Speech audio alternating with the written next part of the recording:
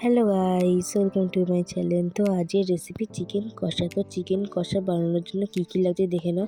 ফার্স্টে তোমরা চিকেনটিকে ভালো করে পরিষ্কার করে ধুয়ে নেবে। তারপর ওর মধ্যে ম্যারিনেট করানোর জন্য নুন, হলুদ, লঙ্কা গুঁড়ো, জিরে গুঁড়ো, ধনে গুঁড়ো, গোলমরিচ গুঁড়ো আর একটু বেশি করে সরষের তেল দিয়ে ভালো করে ম্যারিনেট করে নেবে, যাতে মশলার সাথে চিকেনটা ভালো করে লেগে যায়।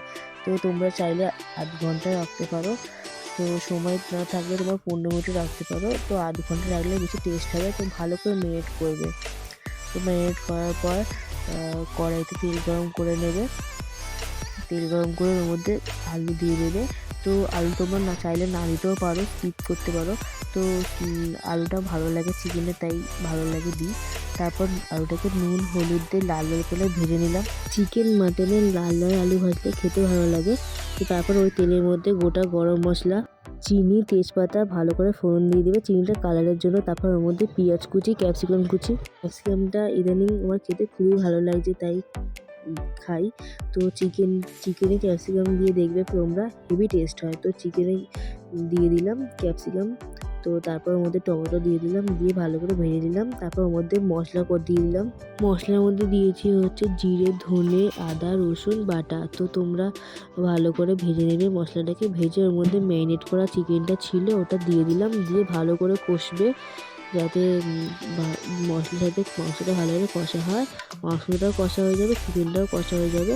তো তোমরা ভালো করে কষে নেবে। তারপর আমি একটু ঝাল খেতে ভালোবাসি, তাই একটু গুঁড়ো লঙ্কা দিলাম।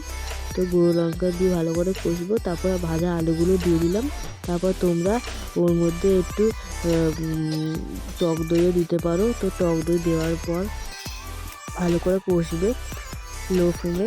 তো টক দেওয়ার পর কষা হয়ে গেলে ওর মধ্যে ভালো করে কষবে, যাতে টেস্টটা ভালো হয়। তো আমি কষেছিলাম প্রায় 20 মিনিট।